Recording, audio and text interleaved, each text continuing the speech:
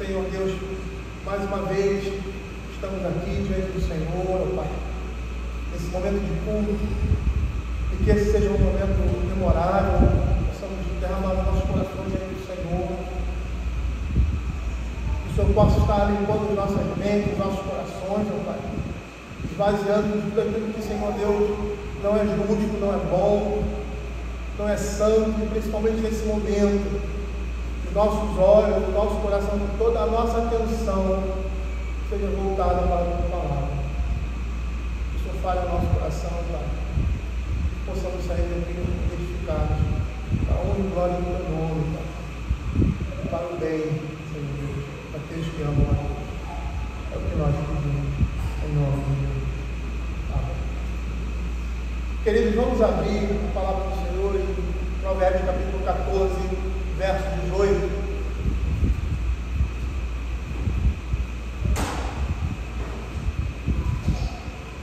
E hoje estaremos terminando essa solenidade. Nós vamos dar uma pausa aí no livro de Provérbios até eu voltar de férias. E no próximo domingo eu vou trazer um texto aleatório, tá, para trazermos aqui a igreja.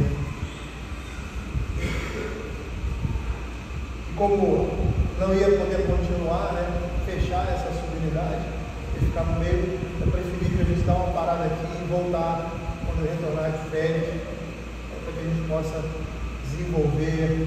Já uma semana já fica meio complicado, você esquecer e tal, a sequência da pregação, quanto mais esse tempo todo. Então nós vamos fechar hoje. Aí nos próximos domingos de manhã nós estaremos trazendo aqui uma palavra do texto para a edificação e a necessidade da igreja. Eu vou fazer a leitura do verso 15 ao verso 18. Nós sabemos que estamos na última subunidade do capítulo 14.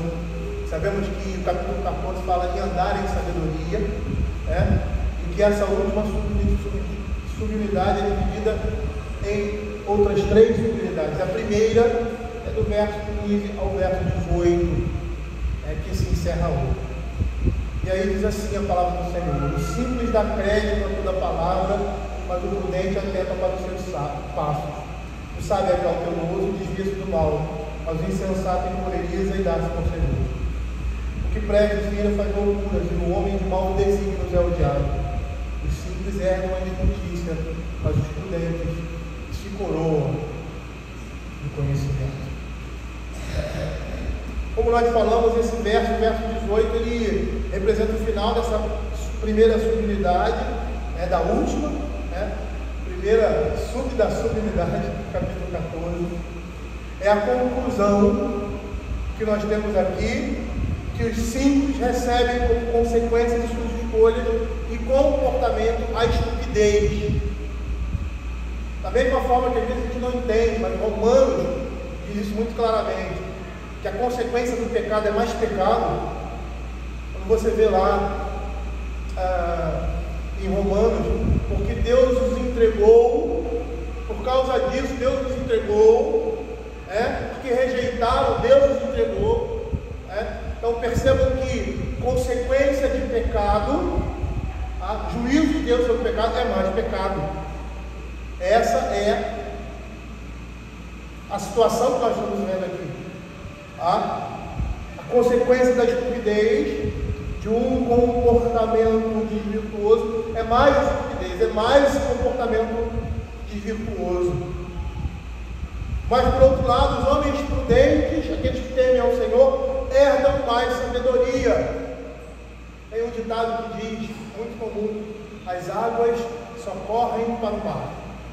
E a gente usa isso com relação, geralmente, a riqueza, dinheiro, Dentro que aqueles que são ricos ficam mais ricos ainda. Eu não sei se isso é uma verdade, até pode ser. Mas a verdade é que na Escritura, que aqueles que temem o Senhor, aqueles que são prudentes, aqueles que cercam da sabedoria divina, eles acumulam cada dia mais sabedoria, como recompensa disso. Mais conhecimento, mais temor do Senhor, eles herdam mais sabedoria, porque eles se coroam do conhecimento de Deus. E esse conhecimento de Deus é o mais brilhante ornamento que um homem pode ter. Os versículos 17 e 18, eles estão ligados pela palavra-chave loucura. Que no verso 17 é traduzido por loucura, mas no verso 18 é traduzido por estultícia. Essa palavra no original, que é iveret, significa loucura, estultícia e insensatez. E aí nós vimos na exposição passada que ela é um indicativo de vários atos de insolência moral, ou seja, é um substantivo coletivo, vamos dizer assim, que mostra vários atos de insolência moral que levam à rebeldia contra Deus.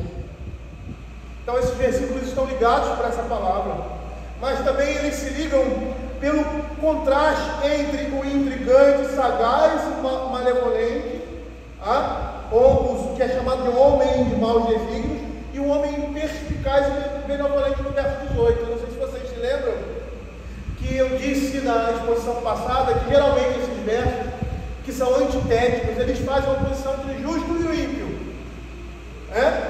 Só que o verso 17 ele não segue essa perspectiva. Há perspectiva antitética aí no paralelismo: o que presta se ira faz loucura e o homem de maus desígnios é odiado, mas não com relação à pessoa, mas com relação ao seu comportamento. O comportamento de um homem que se ira facilmente, que apresenta logo a sua ira, que não tem domínio próprio, e um que se domina para o mal. Um homem que não expande a sua ira para num determinado momento comer a sua vingança em prato frio. E aí a oposição aqui se faz entre esse comportamento desses dois homens ímpios. E o verso 17 contrapõe-se nessa perspectiva entre o que é insensato, o homem de mau desígnio, e o prudente. Porque o prudente é aquele que se domina, aquele que não expande a sua ira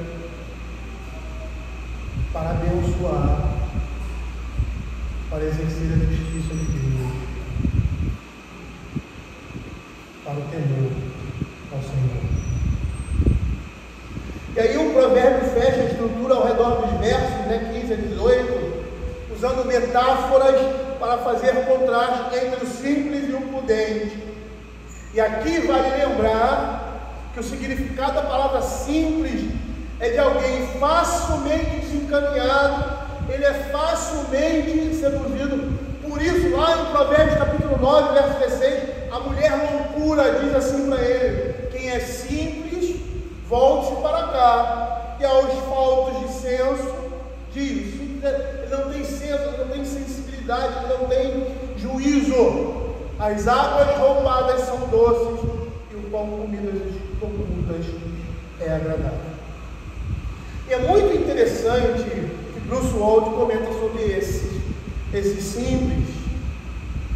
Eles dizem assim: apesar de serem intelectualmente falhos, jovens inexperientes apresentam um tipo mais suave de insensatez, pois são maleáveis, capazes de serem moldados e aperfeiçoados pelo processo educacional, e ainda há esperança para que se juntem aos sábios. É interessante aqui, eu gostaria de chamar a atenção dos irmãos para isso.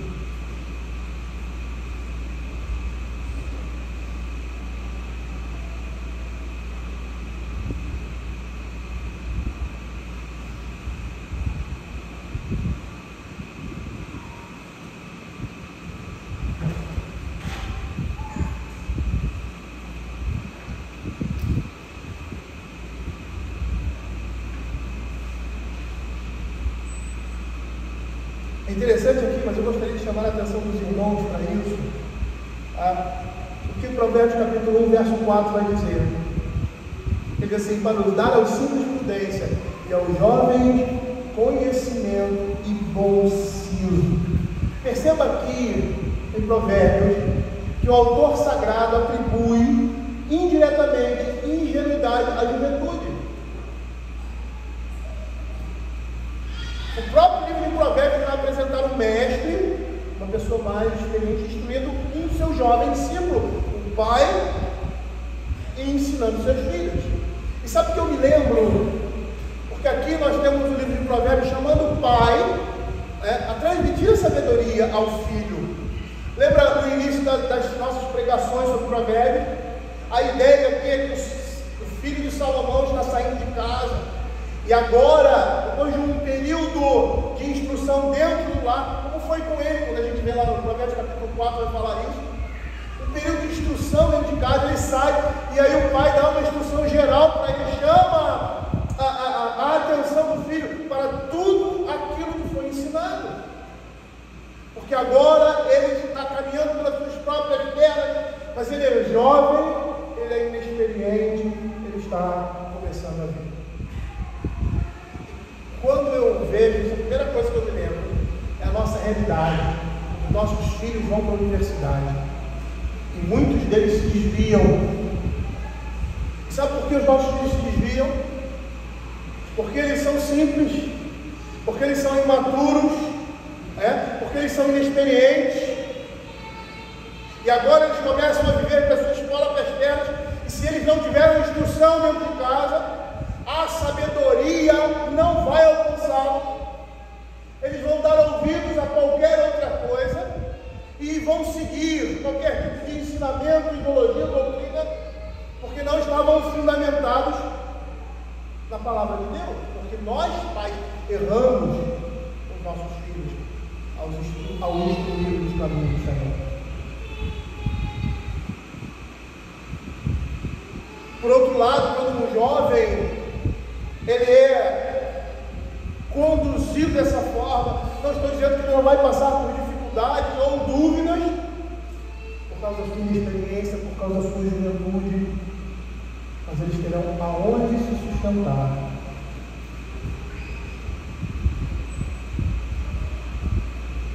Eles vão continuar esse processo discipulado agora, não mais dentro de casa,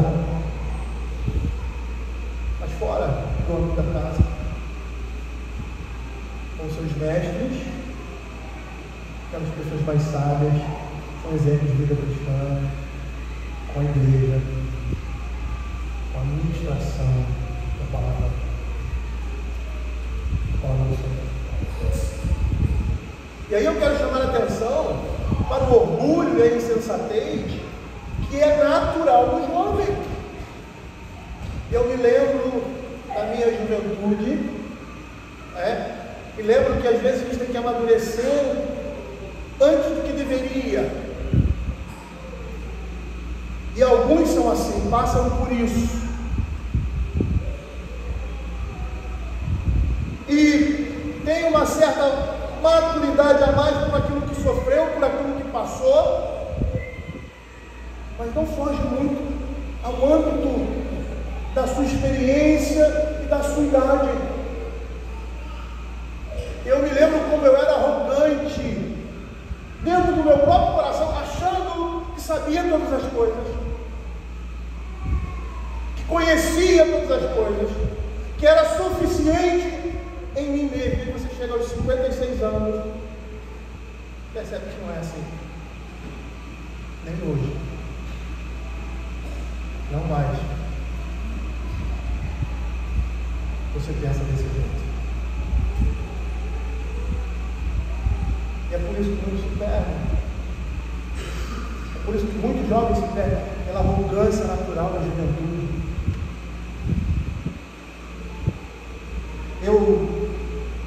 Eu acho que aqueles mais próximos, bem mais próximos de mim, me conhecem. Eu sempre tive pensamentos a respeito da morte. Essas coisas, elas mexem com a gente. E quando você fica mais velho, essas coisas se tornam mais claras. Por isso que a Escritura vai dizer, o livro de Provérbios vai dizer, que é muito melhor uma casa onde há o luto do que uma casa onde há festa e alegria. Porque no luto o homem vê a sua condição, a sua situação, e coloca os olhos sobre essas coisas. Na alegria, ele se desfaz de toda dificuldade, provação, é como se não existisse. Mas essas coisas estão presentes na vida, e são elas que moldam o nosso caráter. Não é à toa que no meio de tentações e provações o Senhor trabalha no coração do seu povo. O Senhor trabalha a maturidade cristã, Ele trabalha o Espírito Santo de Deus na vida dos crentes nesses momentos, principalmente. Por isso a necessidade, não só do jovem, mas nossa também, com uma visão muito maior, uma visão muito mais abrangente, de ser alguém humilde, de ser alguém que esteja disposto a ouvir a instrução da palavra de Deus. Eu me lembro quando eu era jovem, pela força, pela disposição, parecia que eu era imortal. Por mais que nós não pensemos desse jeito, mas é essa impressão que dá a mim hoje, olhando para trás. Porque hoje, dói aqui. Eu sempre fui asmático, eu sempre tive uma dificuldade aí com a saúde, nesse aspecto, né? Mas aí você começa a doer aqui, começa a tirar câncer dali, começa a fazer a operação ali, tira a vesícula, tira não sei o que. A vida começa a se tornar diferente. Aquele vigor, aquela disposição da juventude vai embora. E com isso a segurança que nós temos nessas coisas. Por isso, jovem, é mais tendente a essa insensatez, é mais tendente à estultícia. Por isso, jovem aqui em Provérbios é também comparado ao gênero, ao simples. É lógico que essa classificação aqui não se circunscreve às pessoas mais jovens, mas caracteriza de forma especial aqueles que estão começando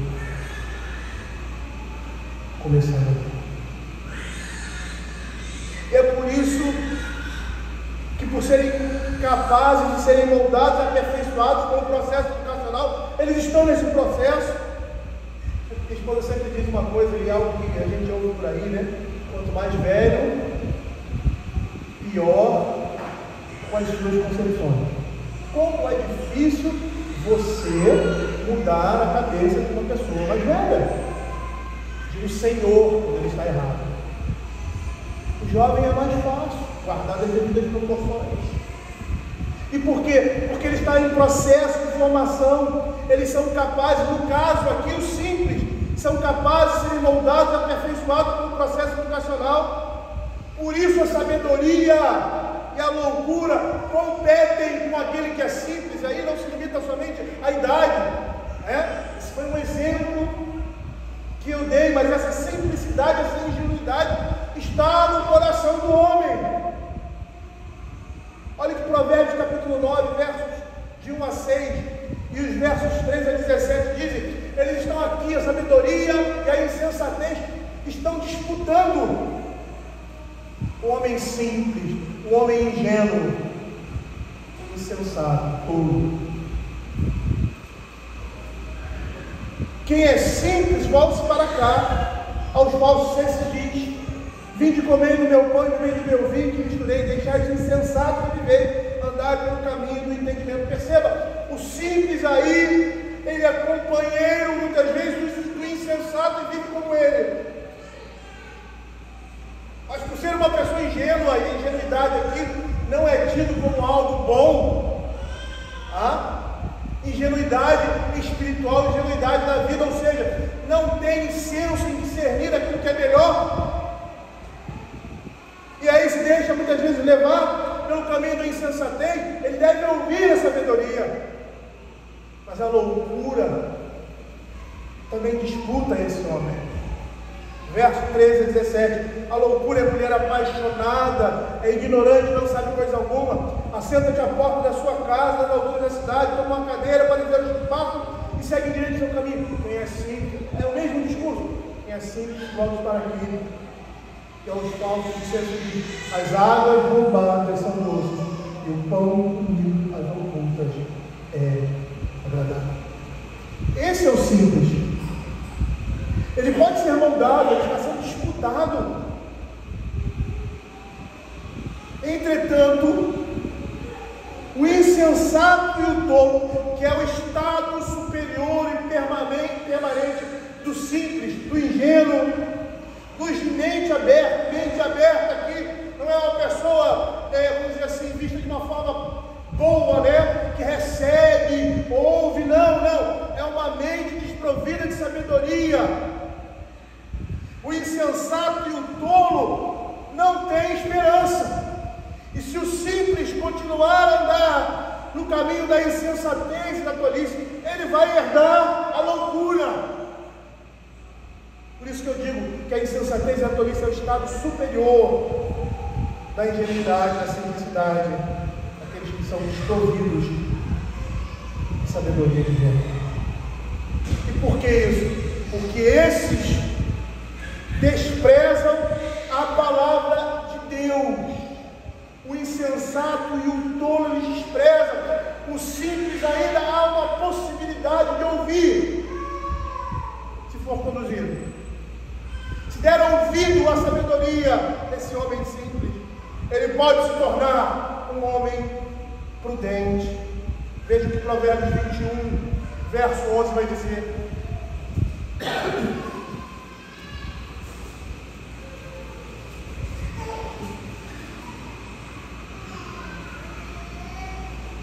Quando o escarnecedor é castigado, o simples se torna sábio. E quando o sábio é instruído, recebe o conhecimento. O simples se mostra aberto a diversas influências. Por isso ele tanto pode ser encaminhado ou desencaminhado. E enquanto eles não optarem por um compromisso com a sabedoria, eles vão permanecer assim, inconstantes. E é interessante que o poeta aqui, ele adverte o jovem acerca de pertencer ao grupo dos ingênuos, dos simples, porque eles herdam como um bem permanente a ignomínia, a vergonha. E é muito interessante a expressão que ele usa aqui, herdar. Ele usa essa expressão de uma forma irônica, de uma forma sarcástica. Por quê? Porque uma herança serve para sustentar alguém e não para destruir. Que é o caso aqui. Provérbios capítulo 16, verso 22 vai dizer assim: o entendimento para aqueles que possuem a fonte de vida, mas para o insensato a sua estultícia lhe é castigo. E é interessante porque você tem aqui um paralelismo imperfeito, a gente chama de imperfeito. Por quê? Porque não existe uma oposição direta aqui, mas ela está implícita. O entendimento é para aqueles que possuem, é fonte de vida. Para o insensato é fonte de morte, é fonte de destruição, como castigo. É isso que o texto está dizendo. E aí esse provérbio está demonstrando aos simples a se juntarem aos homens prudentes, como pelo exemplo apresentado por eles. E aqui no caso dos textos de Provérbios capítulo 14, verso 8, que diz assim: a sabedoria do prudente é entender o seu próprio caminho, mas a estultícia dos insensatos é enganadora. Verso 15: o simples dá crédito a toda palavra, mas o prudente atenta para os seus passos. Ou seja, é pelo exemplo, por aquilo que ele está vendo. Quando nós começamos a falar sobre o livro de Provérbios, o livro de Provérbios representa uma sabedoria prática. É como, e eu acho que é assim, como se Salomão observasse todas as coisas e visse essas coisas acontecendo e relatasse elas em seu livro. É lógico que nós temos aqui a sabedoria de Deus, Cristo, Jesus Cristo ali exposta. E o Senhor estava dando olhos, ele era o homem mais sábio, olhos para Salomão ver essas coisas. E aqui você tem a experiência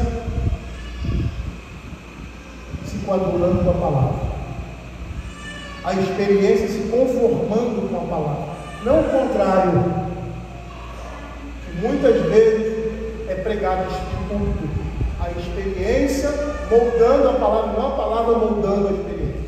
A experiência determinando a palavra, e não a palavra determinando a experiência. Salomão tinha olhos. Que olhos são esses? Que sabedoria é essa? Divina, do alto, como profeta, de ver essas coisas e relatar. Esses prudentes, se sujeitarem aos ensinos dos sábios, eles serão metaforicamente, é uma metáfora aqui, né? Coroados com conhecimento. Nós falamos metaforicamente, né? Você não pega uma coroa, essa coroa aqui é o conhecimento, coloca lá, é uma linguagem figurada, tá? Dizendo que eles são adornados com conhecimento, que eles são revestidos, são pessoas reconhecidas. A coroa é algo na cabeça de um rei que mostra a sua majestade. Então eles vão ver naquele homem, como se estivesse uma coroa, a sabedoria divina na sua vida. E é muito interessante porque eu lembro de um ditado popular que diz assim: os estultos nunca aprendem, os inteligentes aprendem com seus erros, e os sábios aprendem com os erros dos outros. Aqui você tem um livro de Provérbios, nessa figuração, um pai instruindo o seu filho para que ele seja sábio. Veja o que está acontecendo, veja a realidade, e tome um caminho diferente. Aprenda com os erros e acertos dos outros. E não seja estúpido, nem inteligente, mas sábio, para não cair no caminho da destruição. Matthew Henry, ele diz o seguinte: o pecado é a vergonha dos pecadores. Os simples que amam a simplicidade não conseguem nada com isso, herdarão a injustiça, eles terão como herança, segundo alguns, completo eu, a sua própria destruição. É interessante porque Matthew Henry, ele vai atribuir ingenuidade à corrupção da natureza transmitida dos nossos primeiros pais a nós, junto com todas as outras calamidades que acompanham. Ou seja, a simplicidade e a ingenuidade que é apresentada aqui é fruto do pecado original. Se é fruto do pecado original, todos nós temos esse comportamento ingênuo, ou seja, todos nós somos afetados pela falta de bom senso. E aí somos chamados, como servos de Deus, a olhar a sabedoria, a ver as coisas como são, realmente são, e tomar um caminho.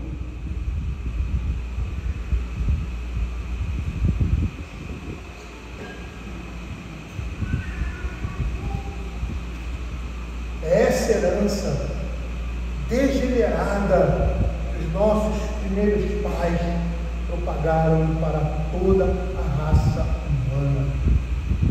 Esses homens aqui gostam tanto dessa herança degenerada que se apegam a ela e detestam a ideia de se separarem dela. E o que eles mais valorizam é realmente tolice, a estupidez, e vão lamentar para sempre essa tola escolha.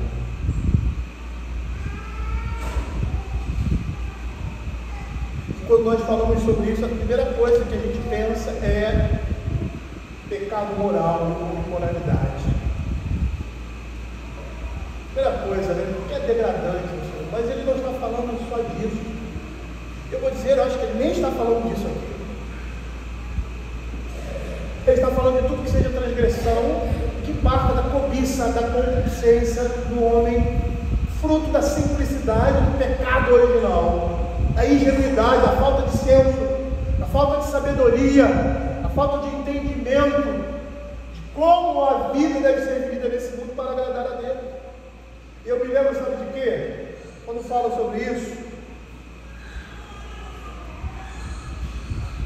daquele texto de Lucas capítulo 12, os versos 20 a 21, quando um jovem chega para o Senhor Jesus e diz assim: Senhor, manda que o meu irmão divida a herança comigo. E a história ali, geralmente o nosso foco é na parábola, mas o ponto principal ali não é a parábola é um argumento para chamar a atenção daquele jovem, que o coração dele está na riqueza. Tanto que em Lucas, logo depois desse acontecimento, vem a narrativa da ansiosa solicitude pela vida.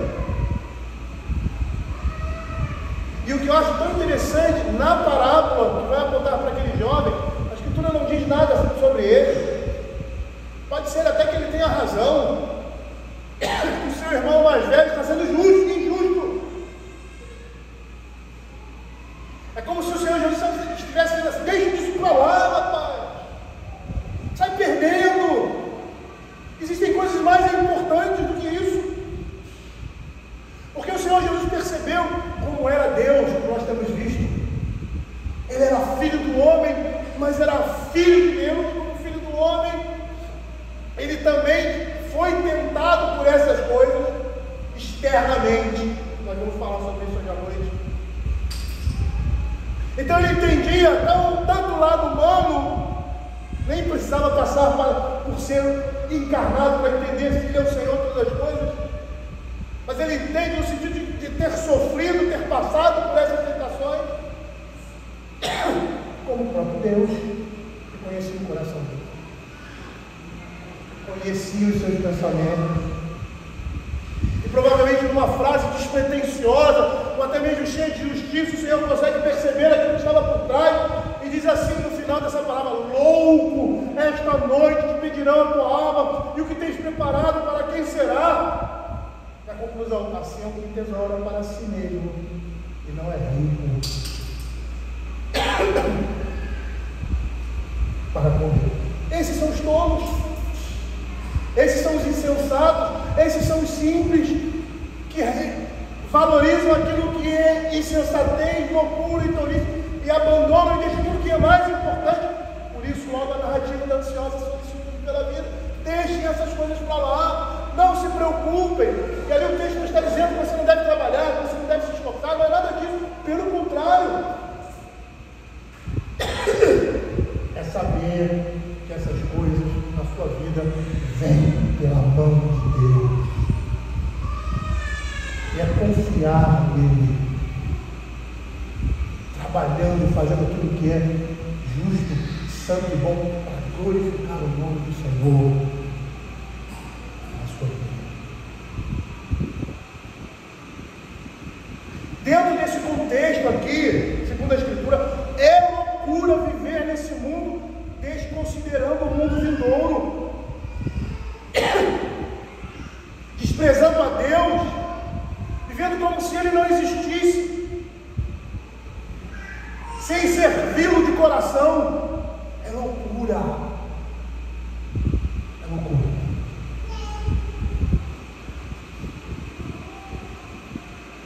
Mas o contraponto, a oposição a esses homens simples que herdam a injustiça,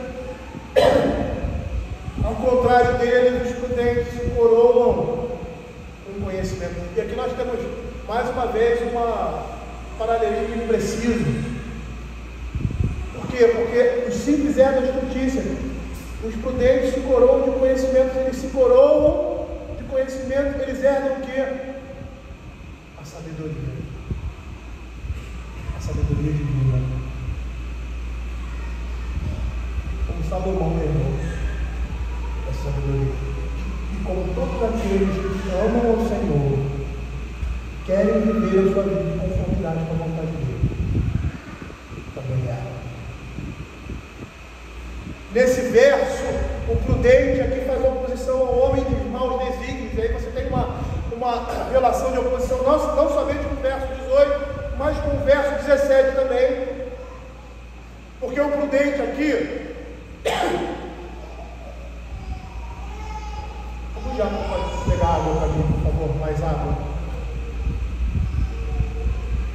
Porque o prudente aqui é aquele que planeja, é aquele que pensa, é aquele que, diferente daquele homem que rompantemente age, ele é comedido,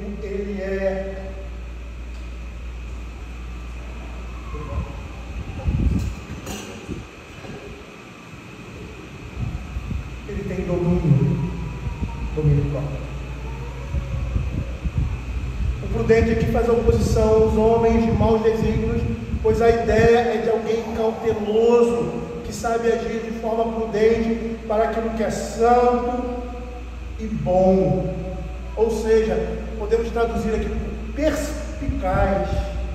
E o fato desse homem prudente, perspicaz, internalizar as verdades morais reveladas, ele escolhe corretamente o seu caminho no meio do perigo, adquirindo assim, herdando assim, domínio próprio, dignidade. Veja o que Provérbios capítulo 4, verso 7 a 9 vai dizer.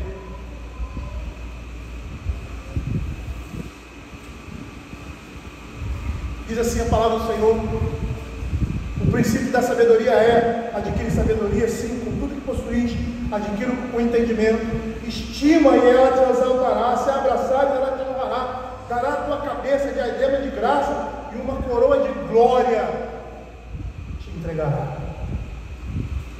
Os prudentes se coroam com conhecimento e herdam a sabedoria. Matthew, comentando esse verso, ele diz assim: a sabedoria é a honra dos sábios. Quando nós falamos de sabedoria, não é um conhecimento do mundo, não é um conhecimento enciclopédico, mas é um conhecimento da palavra de Deus. Esses dias eu estava conversando, não sei se era com o presbítero, não sei se foi uma escola dominical. Ele citou uma frase que eu sempre cito aqui, que não é minha, mas é de um grande filósofo que se chamava Sócrates. Alguns acham que ele existiu, outros não interessa. Ele diz assim: conhece a ti mesmo. E aquela expressão ali, conhece a ti mesmo, de Sócrates, queria dizer uma coisa: que o homem só aprende a conhecer alguma coisa, ou só ele sabe alguma coisa quando isso está dentro dele e ele pratica. Porque um homem que diz conhecer algo e não vive por meio daquele algo, ele não conhece. É um conhecimento só intelectual, é um saber, eu sei. É como se chega para o seu filho e diz: não, eu sei, pai, mas por que você fez o outro? Por que você fez isso? Se você sabia. Porque esse conhecimento não representa sabedoria, não representa sabedoria divina, não está internalizado, é só um conhecimento intelectual.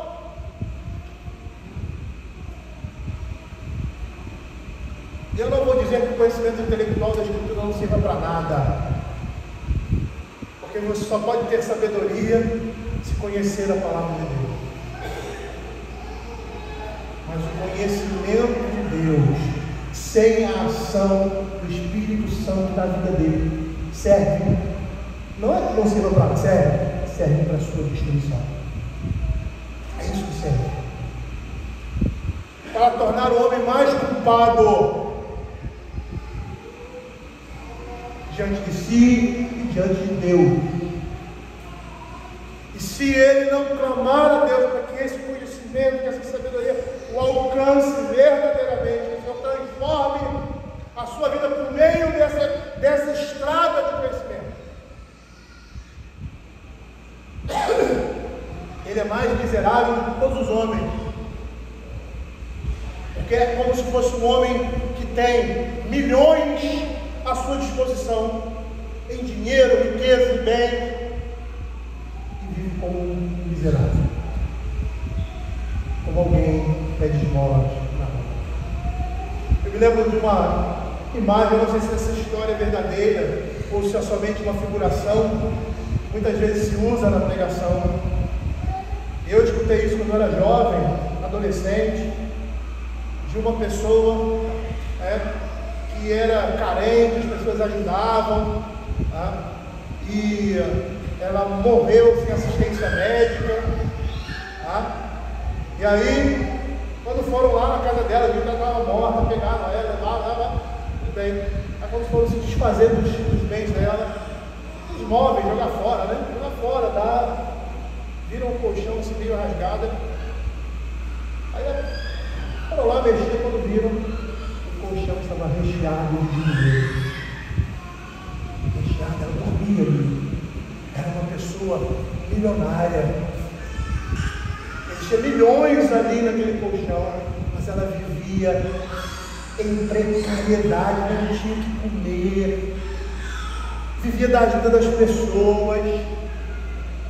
Ela estava tão preocupada em guardar aquilo que ela tinha e não usufruir daquilo, que ela morre na miséria.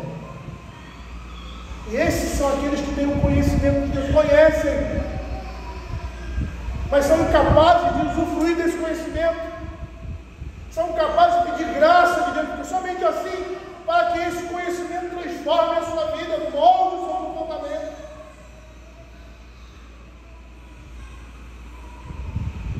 E essa é a minha oração, não como meu, do corpo, mas como pastor também. Tudo que vocês tenham ouvido, tudo que vocês tenham visto aqui, e que eu também tenha falado e visto, sirva para a nossa edificação, que tenha proveito, que o Espírito Santo aplique isso na nossa vida, porque senão seremos os mais miseráveis de todos os homens, vivendo na pobreza, na miséria, quando somos ricos e estamos fartos de condições para nos dar uma vida em abundância nesse mundo.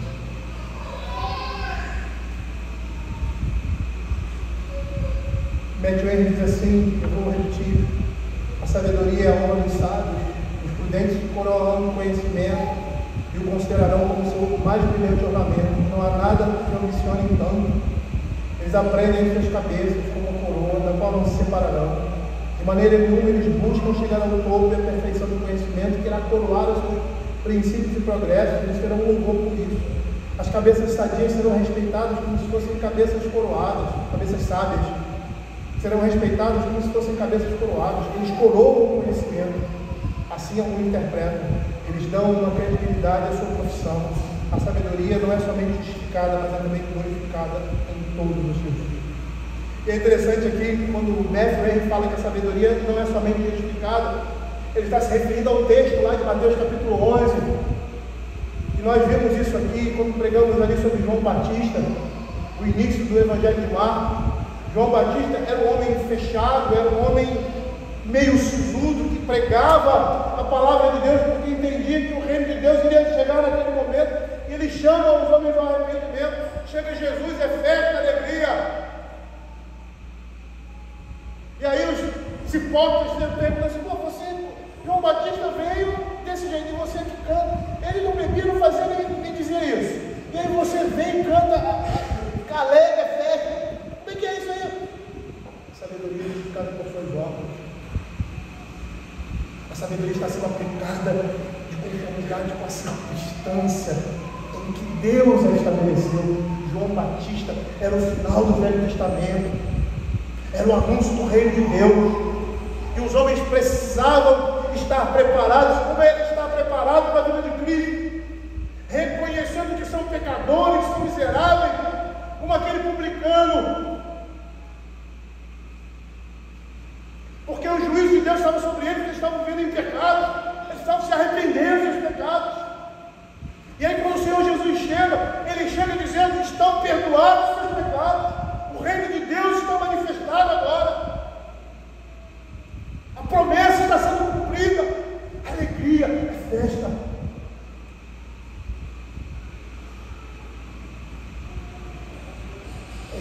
está dizendo aqui, nós precisamos saber nos comportar diante das circunstâncias com sabedoria, um entendimento aprofundado de quem nós somos, de quem é Deus, daquilo que Ele pede de nós naquele momento. E não havia nenhuma contradição no comportamento de um e no comportamento do outro. Eles estavam completamente ligados.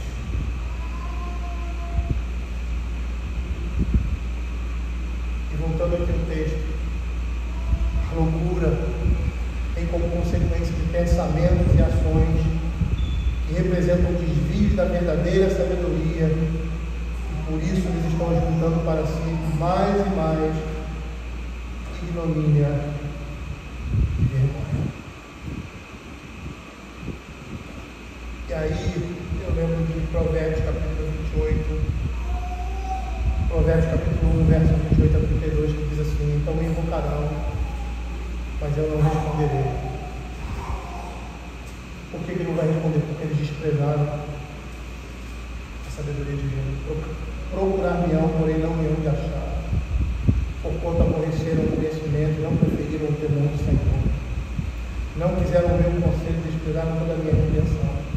Portanto, comerão do fruto do seu procedimento e dos seus próprios conselhos estartarão. Os necios são mortos por seus desvios, e aos loucos da sua impressão de bem-estar o leva a perdição. Sabe o que significa dizer, se nós parássemos por aqui, que o homem está perdido, sem saída? Esse dia eu estava conversando com a minha esposa, estava conversando ali, deu algumas coisas erradas nos planejamentos que nós fizemos. E aí eu disse para ela assim: minha filha, até a morte tem solução. A gente faz dúvida se a morte tem solução. O que não pode ser remediado nesse mundo? O conhecimento da nossa desgraça nos leva para os braços de Cristo. O conhecimento da nossa insensatez, loucura, nos leva para os braços de Cristo. Quando tentamos resolver as coisas pelo nosso jeito, consequência desastrosa. Por mais que tenha uma nuance de piedade, por mais que possa aparentar nisso, mas é desastrosa, porque nós estamos diante de Deus e não diante de nós. Por isso, todo o tempo no livro de Provérbios vai opor essas duas classes de homens. Está chamando aqueles que podem ouvir, que podem se arrepender e mudar de caminho, para fazerem isso. Como aquele jovem, lembra? Lá no capítulo 3, que ele reclama diante de Deus, do seu pai, que estava sendo punido severamente. E aí ele explica: olha, não fique assim, meu filho, porque Deus ama aqueles a quem Ele trata dessa forma, com severidade. Se a disciplina está sendo dura demais, perceba que ela está vindo de uma mão de um pai amoroso, um pai que ama, e que é necessário que essa disciplina seja aplicada para que você volte atrás e volte a caminhar no caminho de justiça. Foi bom ter passado pela eleição. Quem diria isso numa consciência tranquila? Quem diz isso normalmente? Só aqueles que entendem que todas as coisas cooperam na vida do crente para o bem daqueles que amam. Só aqueles que amam o Senhor entendem. Situações como essa não estão apontando somente para a nossa existência nesse mundo, mas nós estamos muito mais além. Só isso são capazes de dizer que foi bom ter passado por perfeição.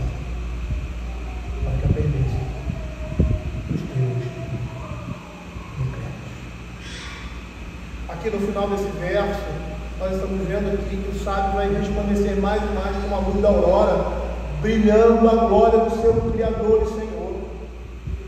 Lá em Provérbios capítulo 11, verso 30, que vai dizer assim: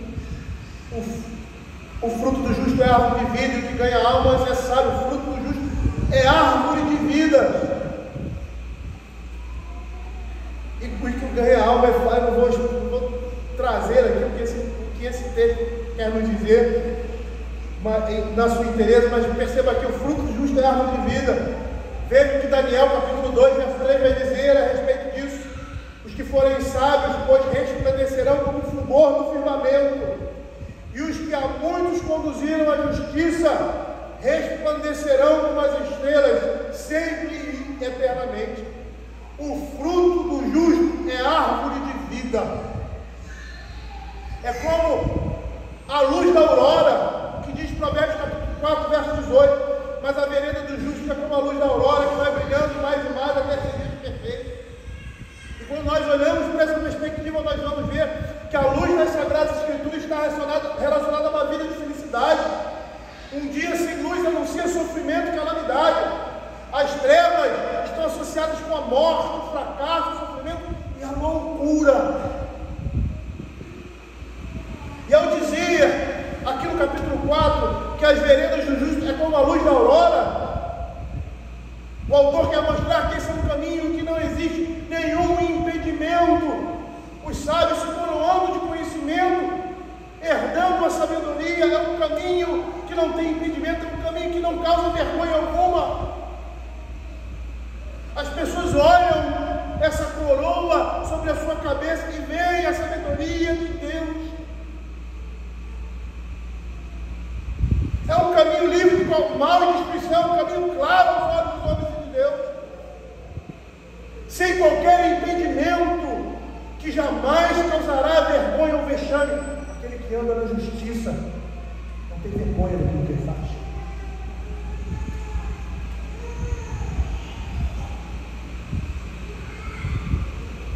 É um caminho de justiça, santidade, sabedoria, salvação. Prosperidade é um caminho de vida. A luz, o brilho que nós estamos vendo aqui, resplandecente, simboliza a verdadeira piedade, a moralidade com segurança, salvação e bem-estar. Todas essas coisas apontam para uma pessoa. O Salmo 43, verso 3 diz assim: envia a tua luz e a tua verdade, para que me guie e me leve ao teu santo monte, aos teus tabernáculos. Isaías capítulo 9, verso 2 diz assim: o povo que andava em trevas viu grande luz, e aos que viviam na região da sombra da morte resplandeceu a luz. Essa luz é Cristo. Quando o homem se coroa desse conhecimento, as pessoas vão olhar para ele e não vão atribuir isso a ele. Eles vão ver Cristo.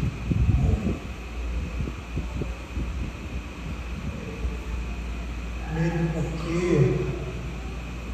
eles não têm nenhum desejo de necessidade, as pessoas olhem para si.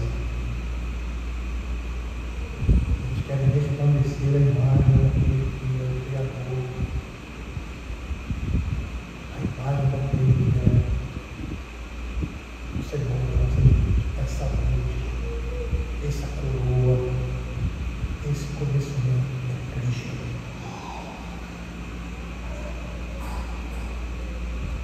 Lucas capítulo 1, verso 79.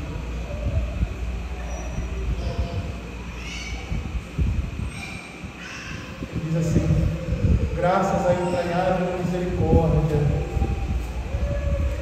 do nosso Deus, pela qual nos visitará o sol nascente das alturas, para iluminar os que jazem nas trevas e na sombra da morte, e dirigir os nossos pés pelo caminho da paz.